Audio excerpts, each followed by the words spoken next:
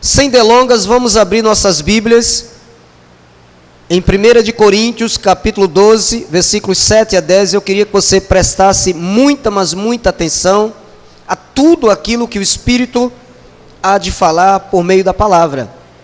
O tema da nossa meditação é a cessação dos dons. A cessação dos dons.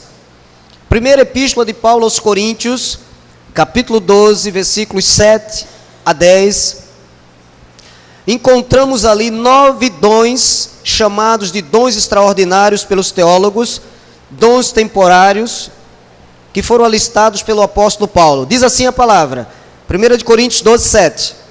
A manifestação do Espírito é concedida a cada um visando a um fim proveitoso, porque a um é dada, mediante o Espírito, a palavra da sabedoria, e a outro, segundo o mesmo Espírito, a palavra do conhecimento, a outro, no mesmo Espírito, a fé, e a outro, no mesmo Espírito, dons de curar, a outro, operações de milagres, a outro, profecia, a outro, discernimento de espíritos, a um, variedade de línguas, e a outro, a capacidade de interpretá-las. Pai, queremos nesta manhã crescer na graça e no Teu conhecimento. Queremos subir, ó Senhor, mais um degrau na nossa vida espiritual. E sei que esta palavra é viva, eficaz. Esta palavra é edificadora, é poderosa. E ela nos levará a uma maturidade, ao caminho da santidade. Fala-nos nesta manhã. Usa-me como instrumento do Teu poder e que tudo seja feito para a glória do Teu santo nome. Que o povo de Deus diga amém. Meus queridos e amados irmãos em Cristo Jesus, eu desejo dizer-lhes, já no início da minha introdução, com muita ousadia, que todos quantos querem crescer na graça e no conhecimento de nosso Senhor e Salvador Jesus Cristo, devem filiar-se à Igreja Evangélica Ministério da Reconciliação. Somos uma igreja compromissada com a palavra de Deus, somos uma igreja que ora, uma igreja que intercede, somos uma igreja que investe no evangelismo. Aqui Deus é respeitado como sendo soberano, onisciente, onipresente e onipotente. Todos aqui têm sido instruídos a viver debaixo do temor do Senhor. Amado, aqui no nosso ministério, nada acontece que venhamos a atribuir ao homem. Tudo nós atribuímos ao nosso Deus e Pai. Ninguém aqui jamais poderá abrir a boca e dizer: eu estou assim porque não fui ensinado, não fui instruído, como já falou em tempos passados alguns dos nossos irmãos aqui que nós amamos, dizendo: aqui nesta igreja só anda errado quem quer, porque ensino você tem demais. Aqui falamos de tudo, sobre família, tivemos recentemente, alguns meses atrás, um estudo maravilhoso sobre família, já falamos sobre finanças de forma profunda, enfim, todos aqui têm sido muito bem instruídos. A missão da nossa igreja não é oferecer ao povo entretenimento, louvorzão, sovetada, sociais, não, esta não é a nossa missão. A nossa missão é pregar o evangelho para que pecadores sejam salvos. Entretenimento é a parte, é fora da igreja. Muito menos fomos chamados por Deus para comercializar a fé. Tenho sempre lhes dito que este púlpito é púlpito, não é um balcão. Não sou comerciante da palavra, sou pregador da graça de Deus. Amém, meus irmãos? Aqui a ovelha de Jesus Cristo, ela é alimentada. A ovelha não passa fome aqui neste aprisco, neste lugar. A ovelha aqui, ela é bem alimentada.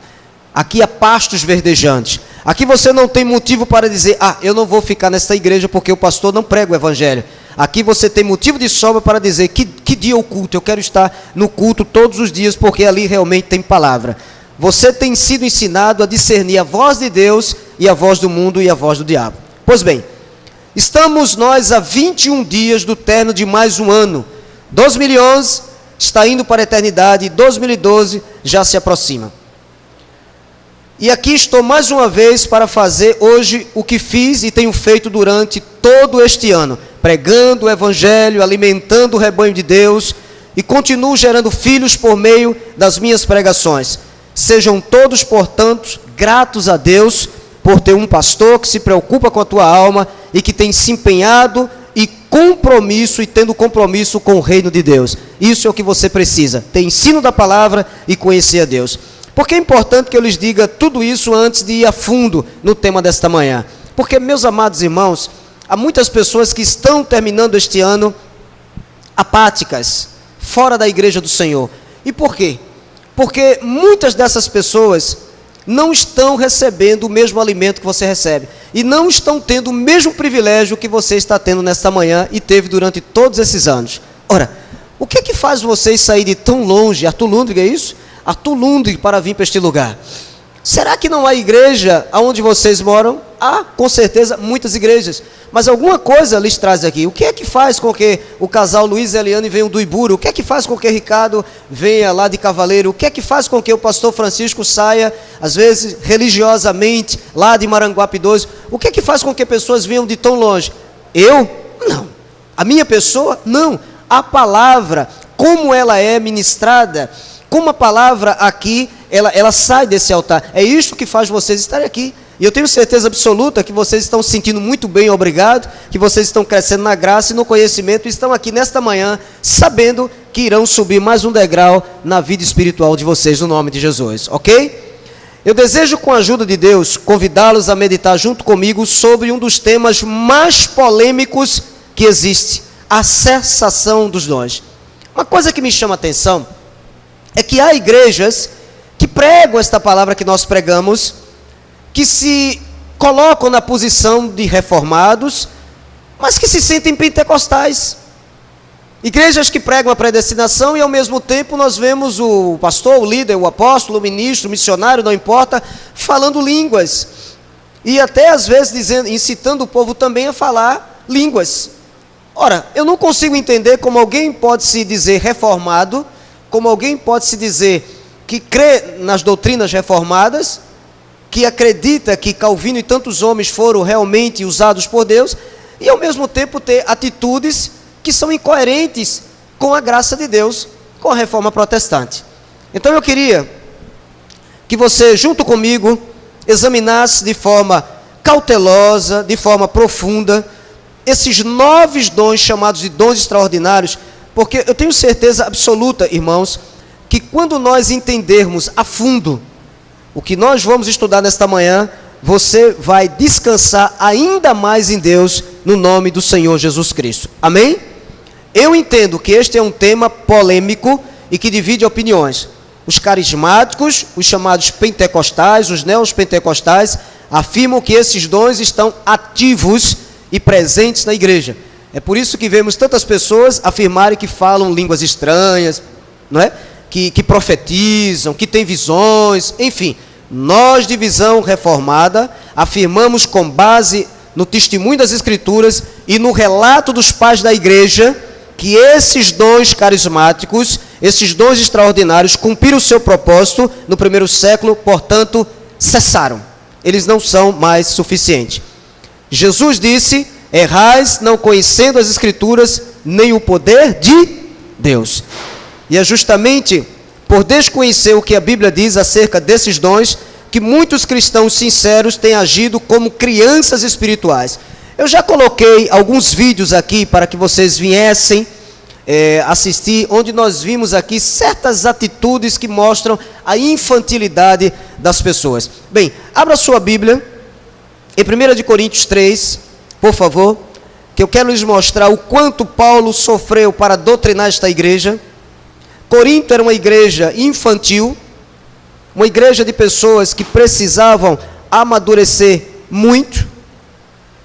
1 Coríntios capítulo 3, versículos 1 em diante. Deus deseja que os seus filhos amadureçam, cresçam em santidade. Diz assim a palavra, 1 Coríntios 3, 1.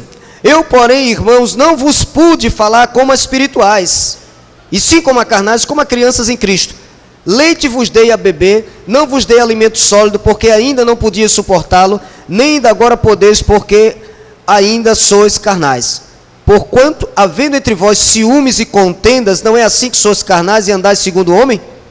Quando, pois, alguém diz, eu sou de Paulo, e outro, eu de Apolo, não é evidente que andais segundo os homens? Quem é Apolo e quem é Paulo, servos por meio de quem creste? E isto conforme o Senhor concedeu a cada um. Eu plantei, Apolo regou, mas o crescimento veio de Deus. Eis aqui uma igreja, na sua grande maioria, formada por crianças em Cristo. Paulo disse, eu não posso fazer uso de uma linguagem mais madura, espiritualizada, porque vocês são crianças. Eu vejo vocês com atitudes de ciúme. Então olha lá, Paulo disse que ciúme e contenda é uma atitude que está presente nas pessoas infantis, crianças em Cristo. Meus irmãos, as crianças em Cristo atrapalham muito o crescimento da igreja. Nós precisamos amadurecer, nós precisamos crescer na graça e no conhecimento de nosso Senhor e Salvador Jesus Cristo.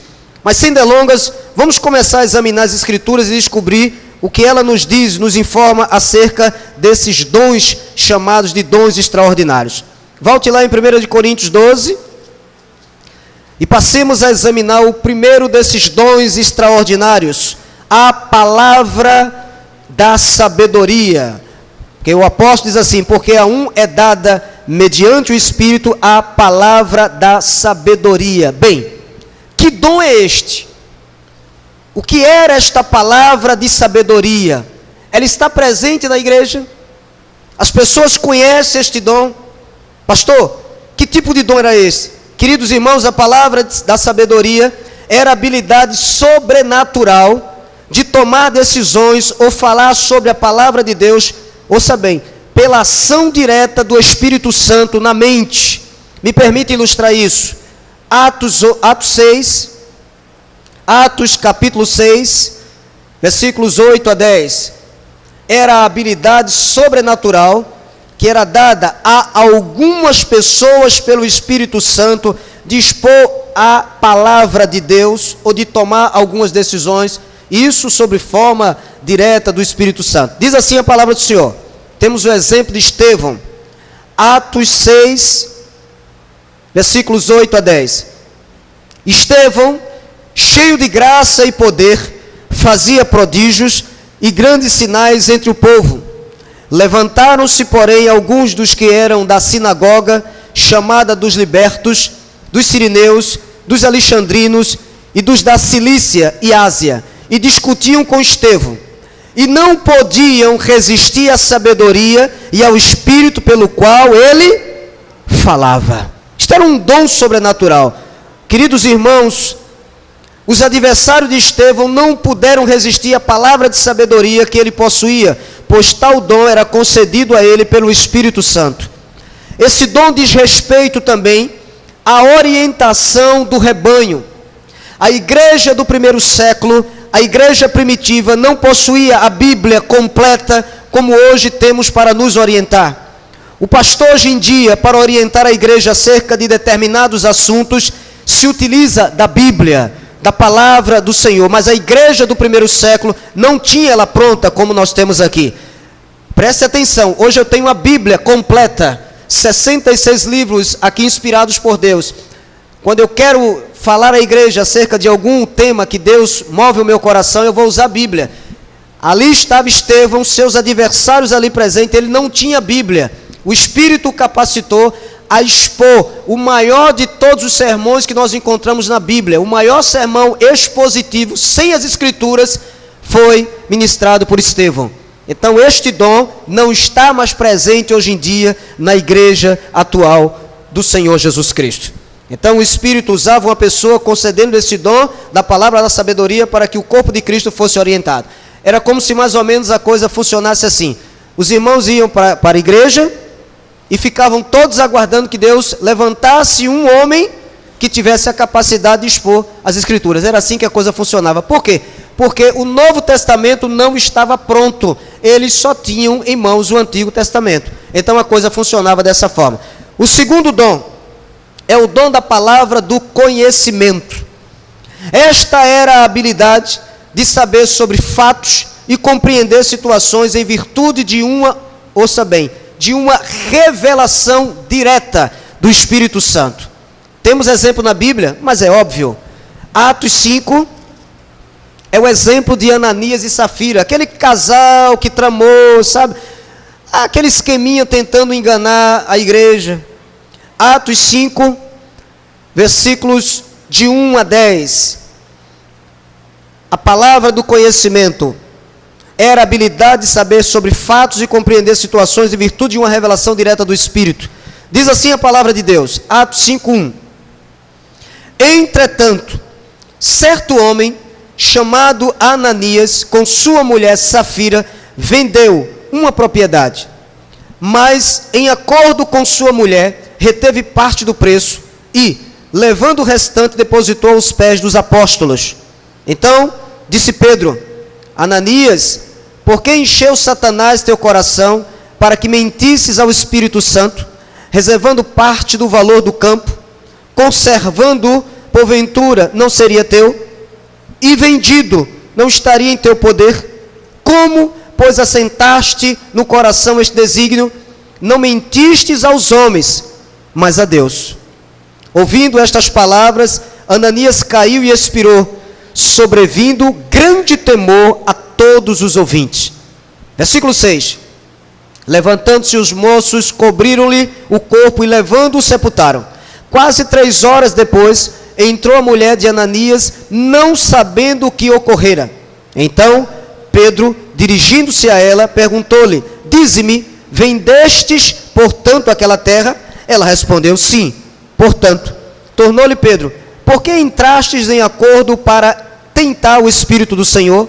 Eis aí a porta, os pés dos que sepultaram teu marido, e eles também te levarão. No mesmo instante caiu ela aos pés de Pedro e expirou. Entrando os moços, acharam-na morta e levando-a sepultaram-no junto do marido. E sobreveio o grande temor a toda a igreja e a todos quantos ouviram a notícia destes acontecimentos. Amado, eu temo e tremo diante desta palavra. Queridos, o Espírito Santo revelou ao apóstolo Pedro aquela trama que Ananias e Safira haviam planejado. Ora, se este dom estivesse hoje em vigor na igreja atual, com certeza teríamos muitos sepultamentos durante toda a semana. Imagine você se esse dom estivesse presente. Se Deus usasse um homem como usou Pedro. Imagine você. Ali estava um casal que fizeram uma trama, as ocultas, ninguém sabia. Deus deu esta palavra do conhecimento a Pedro, este dom, e quando aquele homem entrou, imediatamente Pedro disse: vem cá, fizeste isso, buf, o homem caiu. Imagine você. Alguns dizem que tem este dom. Coitado. O terceiro dom é o dom da fé. Bem, eu quero chamar a atenção da igreja para que não venhamos a confundir esta fé com a fé salvadora. Meus irmãos em Cristo Jesus, o foco aqui não é a fé salvadora, mas uma fé milagrosa. Abra em Marcos 5:34. Marcos capítulo 5, versículo 34. Marcos 5, versículo 34. Diz assim a palavra. Marcos capítulo 5, versículo 34. Assim está escrito: e ele lhe disse: filha, a tua fé te salvou, vai-te em paz e fica livre do teu mal. Olha lá, disse Jesus àquela mulher que há 12 anos vinha sofrendo de uma hemorragia: filha, a tua fé te salvou, vai-te em paz e fica livre do teu mal. A fé daquela mulher lhe salvou de quê ou do quê? Da hemorragia que acometia há 12 anos. O assunto aqui não é a salvação da alma, mas a salvação, o livramento de uma enfermidade. Não podemos confundir, esta era uma fé milagrosa que não era concedida a todas as pessoas. Veja Mateus 15, 28. Mateus 15, versículo 28. Filha, a tua fé te salvou desta enfermidade. O foco aqui não é a salvação da alma. Mateus 15, 28. Mateus 15, 28. Diz a palavra: então lhe disse Jesus: ó mulher, grande é a tua fé, faça-se contigo como queres. E desde aquele momento sua filha ficou sã. Queridos irmãos, esta fé sobrenatural não era concedida por Deus a todos os crentes, mas era sobrenaturalmente dada a alguns. Esta fé jamais deve ser confundida, volto a dizer, com a fé salvadora, que pertence a todos os eleitos de Deus. E eu vou ilustrar isso. Vamos lá, Efésios 4, 5. Efésios 4, versículo 5. Não podemos confundir esta fé milagrosa com a fé salvadora. Aquele tipo de fé que era concedida a algumas pessoas para crer de forma sobrenatural cessou. Mas a fé salvadora está em ti, meu amado. Efésios 4:1 diz a palavra do Senhor. Efésios 4, versículo 5. Efésios 4:5. Diz a palavra: há um só Senhor, uma só fé, um só batismo. Agora há uma só fé. Que fé é esta? A fé salvadora. Efésios 2, 8, 9. Efésios 2, 8, 9. Aquela fé milagrosa cessou. Efésios 2, 8, 9, diz a palavra: porque pela graça sois salvos mediante a fé. E isto não vem de vós. O que é que não vem de você? A fé é um dom de Deus. Não de obras para que ninguém se glorie. Diga, pela graça sou salvo. Diga, mediante a fé. 2 Tessalonicenses capítulo 3, versículo 2. Segunda epístola de Paulo aos Tessalonicenses, capítulo 3, versículo 2. Diz assim a palavra do Senhor. 2 Tessalonicenses 3, 2. E para que sejamos livres dos homens perversos e maus, porque a fé não é de todos. A fé salvadora não pertence a todas as pessoas, porque se ela pertencesse a todas as pessoas, todas elas seriam salvas. Se ela não é comum a todas as pessoas, então, pastor, a quem ela pertence? Tito capítulo 1. Tito 1, versículo 1. Facílimo de achar. Tu tens 1 de Timóteo, 2 de Timóteo, depois você tem Tito. Tito capítulo 1, versículo 1. Vamos lá, meus irmãos, manejar a palavra. Tito capítulo 1, versículo 1. Paulo, servo de Deus e apóstolo de Jesus Cristo, para promover a fé, diga comigo, que é dos eleitos de Deus, e o pleno conhecimento da verdade, segundo a piedade. A fé salvadora é dos eleitos de Deus, por isso que eles são salvos. Antes de Apocalipse, Judas, versículo 3. Judas não tem capítulo, só versículo. Judas 3. Estamos a analisar o terceiro dom extraordinário, o dom da fé. Judas 3. Amados, quando empregava toda diligência em escrever-vos acerca da nossa comum salvação, foi que me senti obrigado a corresponder-me convosco, exortando-vos a batalhardes diligentemente pela fé, que uma vez por todas foi entregue aos santos. Amém, meus irmãos? Quarto dom, dons de curar. Amados, o dom de cura era um dom revelacional, assim como os demais dons relacionados em 1 Coríntios 12, versículos 7 a 10. É de suma importância lembrá-los que esses dons temporais, esses dons carismáticos, esses dons extraordinários, não eram concedidos a todos os cristãos daquela época apostólica, mas principalmente aos discípulos de Jesus Cristo. Vejamos alguns exemplos desse dom de cura. Atos dos Apóstolos, capítulo 9, Atos 9, versículos 32 a 35. Atos 9, versículos 32 a 35. Vejamos um exemplo, uma ilustração desse dom de cura. Atos 9, 32, diz a palavra do Senhor. Atos 9, 32. Passando Pedro por toda parte, desceu também aos santos que habitavam em Lida. Encontrou ali certo homem chamado Enéas, que havia, preste atenção, meus irmãos, 8 anos jazia de cama, pois era paralítico. 8 anos estava numa cama e era paralítico. Versículo 34. Disse-lhe Pedro: Enéas, Jesus Cristo te cura, levanta-te e arruma o teu leito. Ele imediatamente se levantou. Viram-no todos os habitantes de Lida e Sarona, os quais se converteram ao Senhor. O homem a quem Pedro curou era paralítico e jazia numa cama há 8 anos. Outro detalhe importante: esta cura foi realizada diante de todos os que ali se encontravam. E diz a palavra, os quais, essas pessoas que viram aquela cura, se converteram a Jesus Cristo. Outro exemplo do dom de cura está no livro de Atos dos Apóstolos, no capítulo 3, versículos de 1 a 9, a cura de um coxo.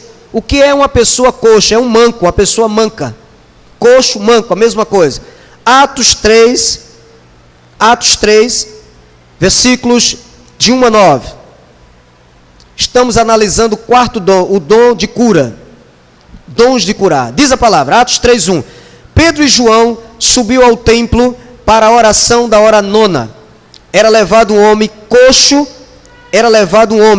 de nascença, o qual punham diariamente à porta do templo chamada Formosa, para pedir esmola aos que entravam. Vendo ele a Pedro e João, que iam entrar no templo, implorava que lhe dessem uma esmola. Pedro, fitando juntamente com João, disse: olha para nós. Ele os olhava atentamente, esperando receber alguma coisa. Pedro, porém, lhe disse: não possuo nem prata, nem ouro, mas o que tenho, isso te dou. Em nome de Jesus Cristo Nazareno, anda. E tomando pela mão direita, o levantou. Imediatamente os seus pés e tornozelos se firmaram. Versículo 8. De um salto se pôs em pé, passou a andar e entrou com eles no templo, saltando e louvando a Deus. Viu todo o povo a andar e a louvar a Deus. Digam amém, meus irmãos. Este homem foi curado, Messia. Ele era coxo de nascença e foi curado da presença de todos. Se você depois, com calma, na sua residência, for ler o capítulo 4 de Atos, você vai ver que Pedro e João foram presos e foram julgados por causa dessa cura que fizeram. Incrível. Agora, isso que eu acabo de lhes mostrar é bem diferente das curas realizadas pelos apóstolos e missionários modernos nos dias de hoje. Pois só afirmam curar dor de cabeça, dor nas costas, dor nos pés. Observe as curas que são realizadas hoje pelos apóstolos modernos. Eu quero orar por você. Quem é que está aqui hoje com dor de cabeça? Veja que coisa absurda. Levante os irmãos com dor de cabeça. Nós vamos orar, Deus vai curar hoje dor de cabeça. Eu estou sentindo que hoje Deus vai curar dor de cabeça. Agora vamos fazer o seguinte, vamos orar por aqueles que têm problema de coluna. Vamos orar por isso. São as curas de hoje. E o pior de tudo, vá até essas pessoas, no dia seguinte, depois você vai ver que essas pessoas continuam com os mesmos problemas. Aquela enxaqueca, sabe? Não, continuam com a mesma coisa.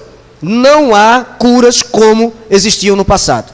Quinto dom, dom de milagres. O dom de operar milagres era agir contra a própria natureza. Aquele que possuía esse dom podia curar. Preste atenção, meus amados irmãos. Aquele que possuía esse dom podia curar coxos, como vimos agora, cegos de nascença, ressuscitar mortos, curar leprosos. Me permite ilustrar isso com alguns textos bíblicos.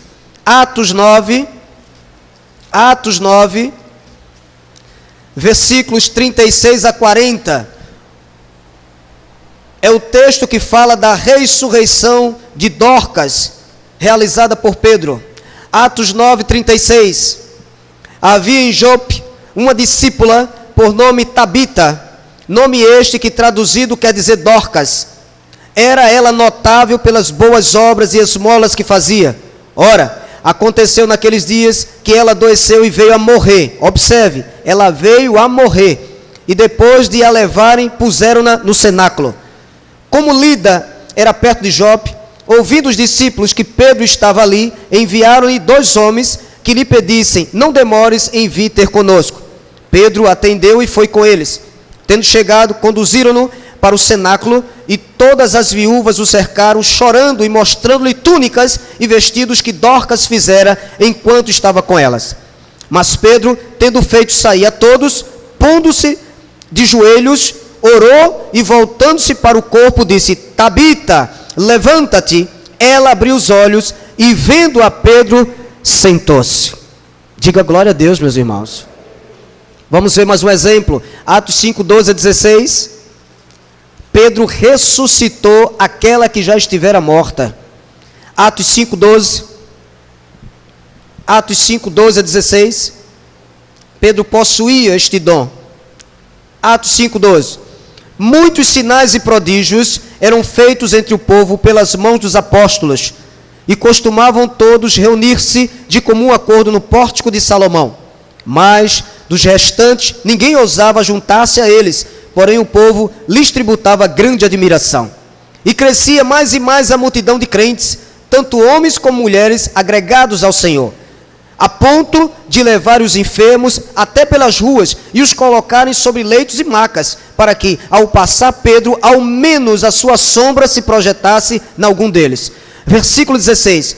Afluía também muita gente das cidades vizinhas a Jerusalém, levando doentes e atormentados de espíritos imundos, e todos eram curados.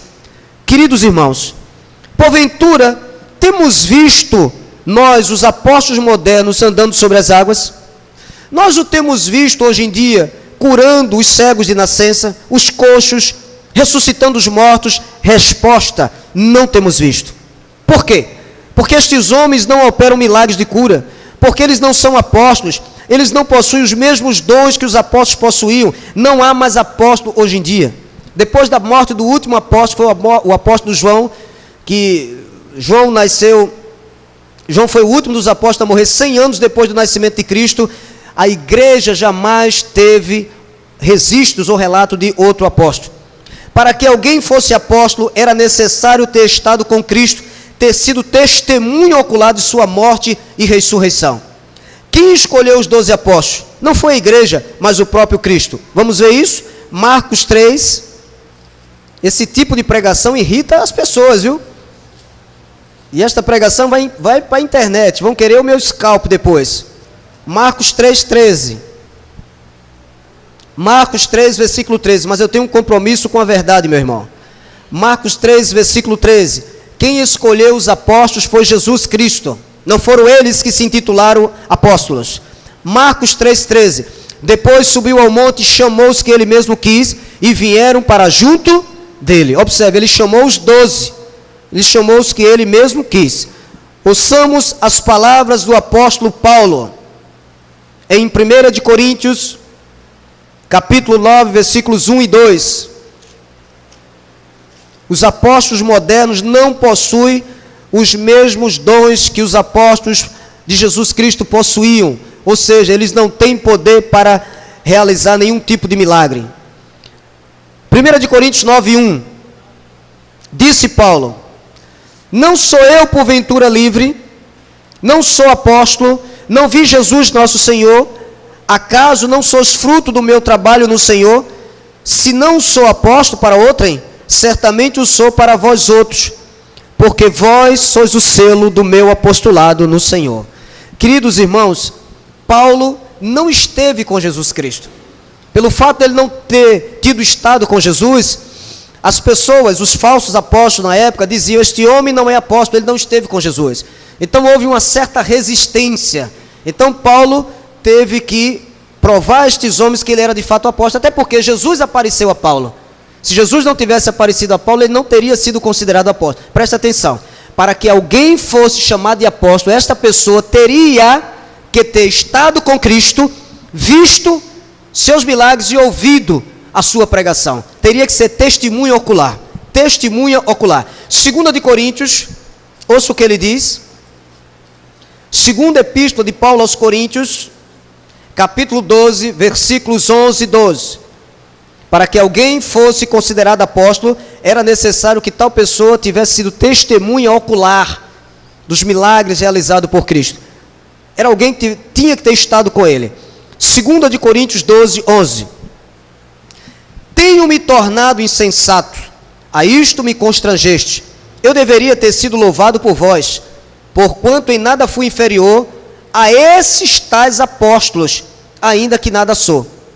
Pois as credenciais do apostolado foram apresentadas no meio de vós com toda a persistência por sinais, prodígios e poderes miraculosos. Aí estão as credenciais de Paulo. E eu lhe pergunto, aonde estão as credenciais dos apóstolos de hoje? Sabe onde estão? Na carteira, aquela carteirinha que eles mandaram fazer que tem o nome de apóstolo. Cadê as credenciais desses homens? Que credenciais eles têm? Andam sobre as águas, multiplicam pães, curam alguém? Será que alguém já os viu aqui indo a um funeral e as pessoas indo sepultar alguém e dizem, para o caixão, em nome de Jesus Cristo, levanta e anda? Será que vocês têm visto esses apóstolos modernos ressuscitar mortos como Pedro ressuscitou a Dorcas? Não. Por quê? Porque eles não são apóstolos. O povo acredita porque não conhece o que eu estou lhes mostrando nesta manhã. Hebreus 2, 4. Hebreus 2, versículo 4. Diz a palavra. Hebreus 2, versículo 4. Hebreus 2, 4. Diz assim a palavra do Senhor. Dando Deus testemunho, olha, Deus dando testemunho, juntamente com eles, por sinais, eles quem? Os apóstolos, por sinais, prodígios e vários milagres, e por distribuições do Espírito Santo, segundo a sua vontade. Irmãos, Deus dava testemunho por intermédio da vida desses homens, fazendo tudo isto aqui, milagres, sinais e prodígios. Agora, ouçamos o que disse o apóstolo João, o último dos apóstolos a morrer. 1 de João, lá no finalzinho da Bíblia, primeira epístola de João, capítulo 1, versículos 1 a 4. Ouçamos o que disse o último dos apóstolos a morrer. O apóstolo João, o apóstolo do amor. 1 de João, capítulo 1, versículo 1. O que era desde o princípio, o que temos ouvido, o que temos visto, com os nossos próprios olhos, o que contemplamos e as nossas mãos apalparam com respeito ao verbo da vida. E a vida se manifestou e nós a temos visto, e dela damos testemunho, e vô-la anunciamos, a vida eterna, a qual estava com o Pai e nos foi manifestada. Versículo 3. O que temos visto e ouvido, anunciamos também a vós outros, para que vós igualmente mantenhais comunhão conosco. Ora, a nossa comunhão é com o Pai e com seu Filho Jesus Cristo. Estas coisas, pois, vos escrevemos para que a nossa alegria seja, diga comigo, completa. Amém? Pergunto a vós outros, porventura os apóstolos modernos estão bem ali, ou estiveram bem ali com o Filho de Deus? No monte, ouvindo o ensinar o grande sermão do monte? Ou será que eles estiveram bem ali, o vendo acalmar aquela tempestade com a sua palavra de poder, como Pedro esteve lá? Será que os apóstolos modernos viram os seus próprios olhos, com os seus próprios olhos a Cristo? Será que as suas mãos apalparam Jesus Cristo? A resposta é não. João disse, nós o vimos e nossas mãos o apalparam. Portanto, não há mais apóstolos hoje em dia como os apóstolos que Cristo chamou.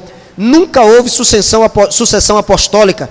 Não se deixe enganar, por favor. O ofício apostólico cessou com a morte do último apóstolo, que foi João. Sexto dom, dom da profecia. Meus queridos e amados irmãos, esta era a habilidade de receber e comunicar a outras pessoas mensagens ou doutrinas que vinham da revelação direta de Deus. Observe, isso é muito sério. O dom da profecia era a capacidade de alguém receber e comunicar a outras pessoas ou doutrinas, mensagens ou doutrinas que vinham da revelação direta de Deus. Quero lembrá-los que a Bíblia foi escrita por profetas e apóstolos, homens inspirados por Deus. Meus irmãos, a profecia é a mensagem da parte de Deus dada pelo profeta quando profetiza. Então, quando um profeta falava, era Deus falando através dele. Portanto, alguém hoje em dia que se apresenta como profeta e diz, eis que eu sou o Senhor que te falo. Deus está te dizendo, deixa esse homem. Se esta pessoa afirma ser profeta, meu querido irmão, eu não queria estar na pele dessa pessoa, porque esta pessoa não passa de um impostor, porque Deus não está falando mais de forma direta com ninguém. E principalmente Deus não vai estar preocupado em estar revelando essas bobagens nos dias de hoje. Portanto, aqui eu tenho muito cuidado quando faço uso da palavra revelação, até porque revelação você tem que saber que tipo de revelação você está falando. Cuidado para não dizer Deus me revelou, porque isso é coisa perigosa. Vamos lá, 7º dom, discernimento de espíritos. Isto não significa dizer se uma pessoa está possessa ou não. Este dom não dava a capacidade de uma pessoa olhar e dizer, esse cara está endemoniado. Não, não era esse dom, de jeito nenhum. Queridos irmãos, esta era a habilidade dada pelo Espírito Santo para discernir se aqueles que reivindicavam exercitar os dons espirituais eram de Deus ou do diabo. Quero lembrá-los que a igreja primitiva não tinha o Novo Testamento completo para examinar os ensinos dos profetas. Vejamos um exemplo. 1 de João, capítulo 4, versículos de 1 a 6. Eis aqui um exemplo deste dom, discernimento de espíritos. 1 de João, capítulo 4, versículos de 1 a 6. Diz a palavra. 1 de João 4:1. Amados, não deis crédito a qualquer espírito, antes provai os espíritos se procedem de Deus, porque muitos falsos profetas têm saído pelo mundo fora. Nisto reconheceis o Espírito de Deus. Todo espírito que confessa que Jesus Cristo veio em carne é de Deus. E todo espírito que não confessa Jesus não procede de Deus. Pelo contrário, este é o espírito do anticristo, a respeito do qual tendes ouvido, que vem e presentemente já está no mundo. Filhinhos, vós sois de Deus, e tendes vencido os falsos profetas, porque maior é aquele que está em vós do que aquele que está no mundo. Eles procedem do mundo, eles quem? Os falsos profetas. Ele não está falando de espíritos nos ares. Espírito refere-se a pessoas que ensinavam determinadas doutrinas que nada tinham a ver com as escrituras. Eles procedem do mundo, por essa razão falam da parte do mundo, e o mundo não os ouve, e o mundo os ouve. Nós somos de Deus. Aquele que conhece a Deus nos ouve. Aquele que não é da parte de Deus não nos ouve. Nisto reconhecemos o espírito da verdade e o espírito do erro. Ora, se tu quiseres saber se aquilo que eu estou a te ensinar é verdade, tu tens a Bíblia em tuas mãos. Amém? A igreja primitiva, dona Risoleta, não tinha a Bíblia completa como nós temos hoje. Então, Deus dava a capacidade a alguns homens para discernir se aquele ensino que estava sendo ministrado por pessoa que se apresentava como um profeta, como alguém da parte de Deus, era de fato de Deus ou não era. Isto era discernimento do Espírito, ok? Este dom não está mais presente na igreja e não é necessário. Por quê? Porque você tem a Bíblia, meu irmão. Basta que você estude e confira. Por favor, desculpe até a expressão um pouco forte. Não seja como muitas pessoas que tudo é amém, amém, amém, amém, e não conferem absolutamente nada. O povo, por não estudar a palavra, sofre. 8º dom, variedade de línguas. Sei que muitos de vocês estavam ansiosos para que eu chegasse nessa parte, né? Variedade de línguas. O nome do dom é variedade de línguas. Aqui a referência não é a línguas estranhas, línguas ininteligíveis. Não, não é dom de língua, mas de variedade de línguas. Ouçam as palavras do apóstolo Paulo aos cristãos de Corinto. 1 de Coríntios 13:8. 1 de Coríntios 13:8. É interessante que, assim como na igreja dos Coríntios havia um certo exagero, um certo apego exagerado a essa questão do dom de línguas, hoje também não é diferente. 1 de Coríntios 13:8. Diz assim a palavra do Senhor: o amor jamais acaba. Amém, igreja? Mas havendo profecias, complete. Desaparecerão. Havendo línguas, cessarão. Havendo ciência, a palavra ciência aqui é conhecimento, amado, passará.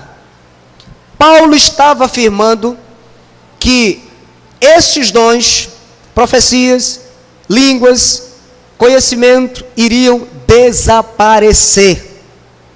Havendo línguas, cessarão. Havendo ciência, passará. E isto foi dito há 2000 anos atrás. A pergunta a ser feita é a seguinte: quando o dom de línguas iria cessar? Alguns afirmam, meu amado irmão Dr. Edésio, que esse dom iria desaparecer quando Jesus voltasse pela segunda vez. Por isso que esses dons ainda estão presentes nos dias de hoje. E as pessoas que vivem balbuciando dentro da igreja, né, línguas que ninguém compreende absolutamente nada, que estão fora do padrão bíblico, e eu vou te provar isso já já, dizem que o dom está presente porque ele só vai cessar quando Jesus voltar. Ok. Paulo responde no versículo 10. Olha lá, põe os olhos. Quando, porém, vier o que é perfeito, então o que em parte será aniquilado. Cessar e aniquilação, o mesmo sentido.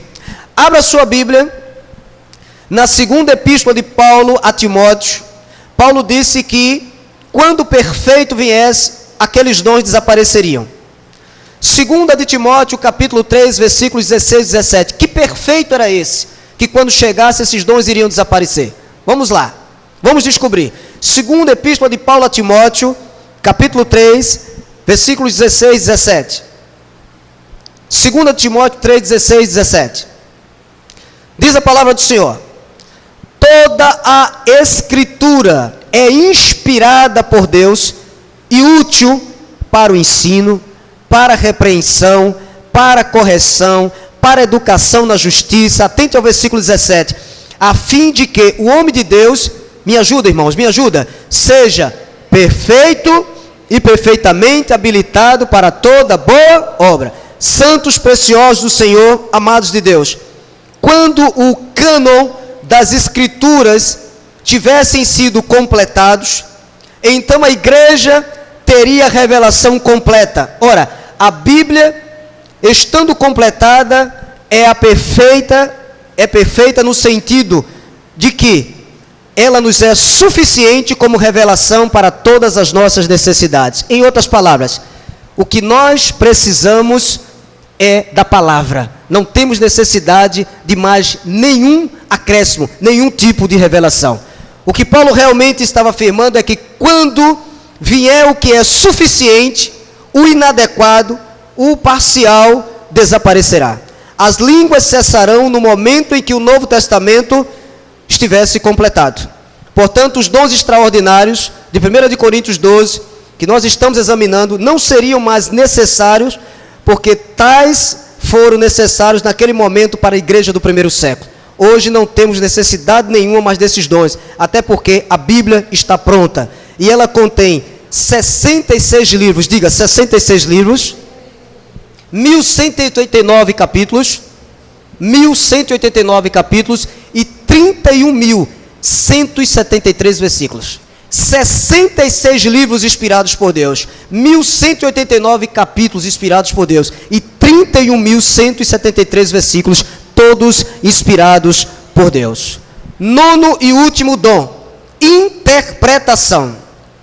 Leiamos o que diz 1 de Coríntios 14, versículos 26 e 28. Interpretação. O oitavo dom era variedade de línguas, o nono, interpretação. 1 de Coríntios 14, versículos 26 em diante. Diz a palavra. Tenha um pouco de paciência, mas esse estudo é de suma importância para o teu crescimento. 1 de Coríntios 14, 26. Que fazer, pois, irmãos, quando vos reunis? Um tem salmo, outro doutrina, este traz revelação, aquele outra língua, e ainda outro interpretação. Seja tudo feito para edificação. No caso de alguém falar, preste atenção, irmãos, no caso de alguém falar em outra língua, observe, não é língua estranha. Não é língua estranha. Ontem eu consultei aproximadamente 5 a 6 Bíblias que eu tenho em casa. Linguagem de hoje, a linguagem mais moderna, a Bíblia de Jerusalém, a Bíblia corrigida de estudo, a Bíblia de Genebra, todas as Bíblias que você pensar que tem no mercado, eu examinei. Nenhuma delas traz língua estranha. Ele fala aqui outras línguas. No caso de alguém falar em outra língua, que não sejam mais do que 2, irmãos, presta atenção, a regra era esta, que não sejam mais do que 2, ou quando muito 3, isto sucessivamente, e haja quem interprete. Olha um pouco para cá, a regra era o seguinte: quando Deus usava alguém para falar língua, ou seja, língua, idioma, um idioma inteligível, um idioma existente na época, eram usados no máximo 1 ou 2 pessoas, e elas precisavam falar sucessivamente. O que quer dizer sucessivamente? Um falava, calava, o outro falava. E tinha que ter intérprete. Hoje você vai num culto chamado de pentecostal, com todo respeito aos meus irmãos pentecostais, o que é que você vê? 10, 15, 20, 30 pessoas, toda a igreja, todo mundo falando. Já estão errados, porque aqui está a regra: no caso de alguém falar em outra língua, que não sejam mais do que 2, ou quando muito 3, ou quando muito 3, passou de 3, se esse 2 estivesse vigente, já estava tudo errado. E além do mais, tinha que ter quem interpretasse. O varão se levantava, falou um idioma que existia na época, mas que ninguém conhecia, e tinha que ter intérprete. Eu lhe pergunto, há intérprete? Esses idiomas, quem é que entende? Sabe, é sempre a mesma coisa. Amado, observe que onde havia língua, onde havia idioma sendo falado, teria que haver interpretação. Do que serve um idioma sendo falado sem ninguém interpretar? Do que vai adiantar alguém, por exemplo, se eu soubesse falar alemão aqui, e vocês iam dizer, o que é que ele disse? O que foi que ele falou? Eu não entendi nada. Havia um padre, Dona Risoleta, você lembra disso? Frei Patrício, você lembra dele, Dona Risoleta? Aquele padre alemão, né? Daqui da época do colégio, e quando ele estava bem irritado, que os jovens ficavam lá atrás, que os jovens só iam para a igreja católica para arrumar namorada, aí ele chamava aquelas rabiscascas dele em alemão. Era um palavrão que ele estava chamando. Ninguém entendia nada, mas aquilo ali ele estava, ninguém entendia nada, e a turma ficava, o que foi que ele disse? O que foi que ele disse? Era. Então o que adiantaria eu lhes falar inglês fluentemente, vocês, o que é que ele está falando? Não estou entendendo absolutamente nada.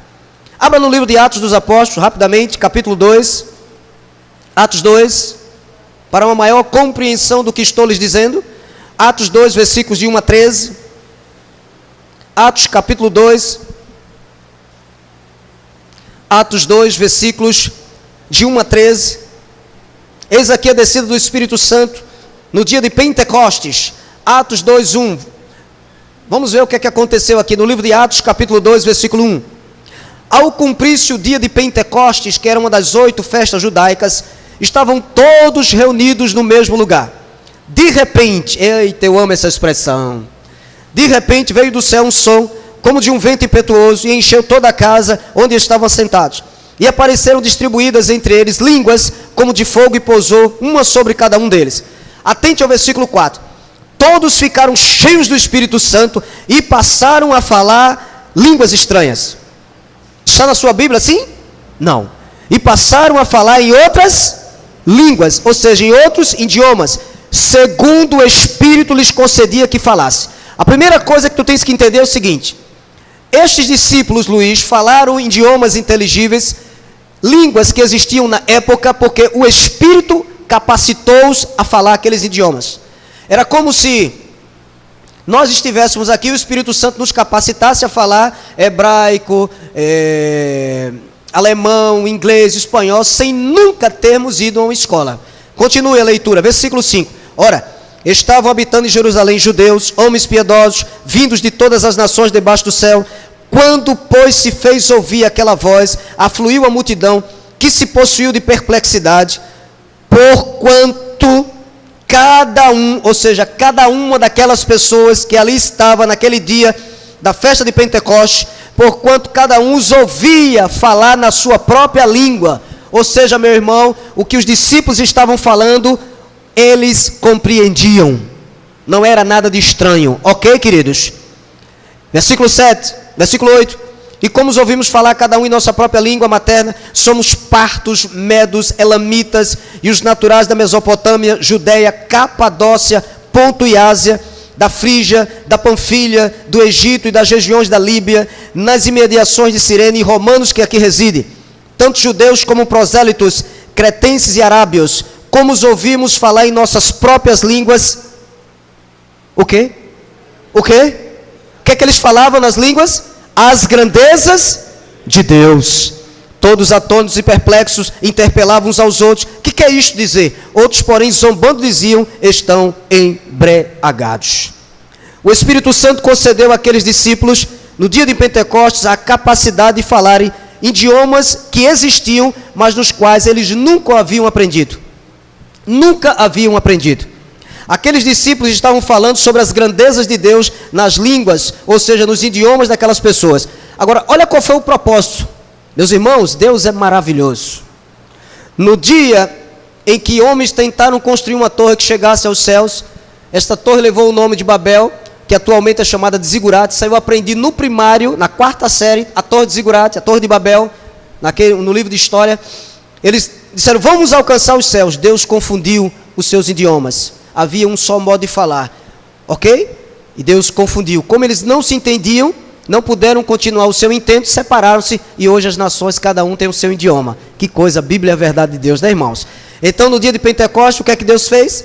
Babel foi desfeito, ali estavam pessoas de várias nações que existiam debaixo do sol. Deus capacitou seus discípulos, e eles começaram a falar nos idiomas daquelas pessoas que ali estavam, as grandezas de Deus. Grande propósito: quando a festa de Pentecostes encerrou, aquelas pessoas retornaram para os seus países de origem, fazendo o quê? Evangelizando. Eles não ouviram? Então cada um voltou para a sua nação, falando as grandezas de Deus no seu próprio idioma. Este foi o grande propósito. Qual o propósito que há se todo mundo aqui começar a falar idiomas que ninguém entende? Propósito nenhum. Desculpa a expressão dura, mas real. Carnalidade pura. Não edifica o corpo de Cristo. Não traz nenhum tipo de edificação.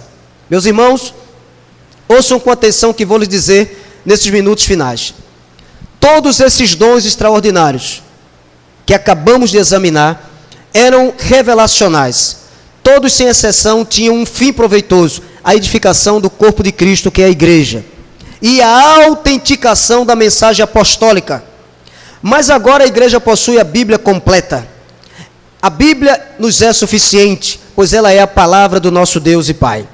Não precisamos de nenhuma nova revelação.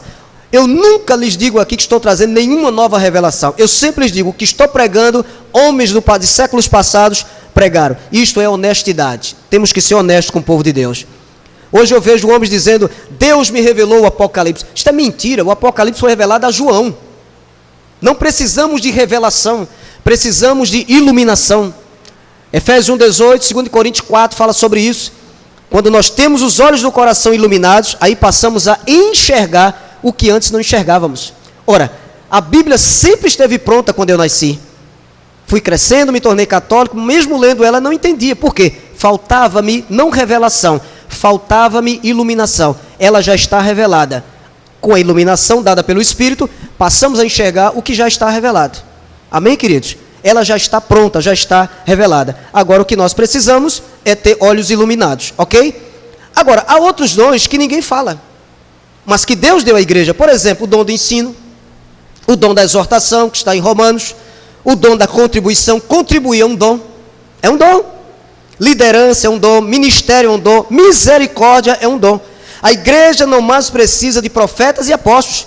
Hoje em dia, os pastores estão edificando sobre o fundamento apostólico. Luiz, quantas vezes se lança o fundamento? Uma vez, estou correto? Construíste lá a tua empresa, eu construí a minha casa, o pedreiro lançou o fundamento, mas ele lançou o fundamento uma vez, meus irmãos. A base se lança uma vez só. O fundamento foram os apóstolos, a pedra, Cristo. Isso está em Efésios 2. Então não precisamos mais de apóstolos, porque os apóstolos foram o fundamento da igreja. Agora os pastores edificam sobre o fundamento que já foi posto anteriormente. Amém, meus irmãos? Ok? Agora, eu tenho uma surpresa para vocês. Eu quero terminar o meu sermão lendo tudo que eu falei, foi baseado na Bíblia. Mas eu sempre alio a Bíblia à história.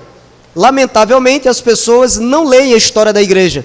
Por não ler a história da igreja, desconhece muitos fatos que ocorreram. Até porque a Bíblia é um livro histórico. Então, eu quero terminar o meu sermão lendo o testemunho de muitos dos pais da igreja e outros homens de Deus sobre a questão dos dons, se eles estavam ou não estavam em vigência. Vamos lá. O primeiro deles é João Crisóstomos, que viveu 347 a 407 depois de Cristo. Olha lá, depois de Jesus, 347 anos. Disse ele: este lugar está completamente obscuro. A obscuridade provém de nossa ignorância dos atos referidos e por sua cessação. Sendo que esse então ocorriam, mas agora não mais acontece. Crisóstomo diz, esses dons que ocorreram na época de Cristo, antes da morte do último apóstolo João, não ocorre mais. Agostinho de Hipona, o grande teólogo africano, no período primitivo o Espírito Santo caiu sobre quem cria e falava em línguas, que jamais havia aprendido. O Espírito concedia-lhes que falassem, e estes eram sinais adaptados à época, pois precisava ver aquela evidência do Espírito Santo em todas as línguas. E o mostrar que o Evangelho de Deus havia de correr através de todas as línguas sobre a terra. Aquele fato foi feito com evidência e passou. João Calvino, o grande reformador, pois não há demonstração em nossos olhos de todas aquelas virtudes, isso em 1597, e dos demais milagres que eram operados pelas mãos dos apóstolos, e a razão é que estes dons eram temporais. Thomas Watson, 1660, com plena certeza, há tanta necessidade de ordenação hoje, como nos tempos de Cristo e dos apóstolos. Naquele tempo havia dons extraordinários nas igrejas, que agora cessaram. 1679, John Owen, os dons que em sua natureza excedem a plenitude do poder de todas as nossas faculdades, essa dispensação cessou. E onde quer que alguém hoje tenha pretensão ao mesmo, tal pretensão justamente pode ser suspeita como engano farsante. 1712, Matthew Henry, o dom de línguas foi o novo produto do espírito de profecia e era concedido por uma razão particular, para que as oportunidades judias sendo removidas,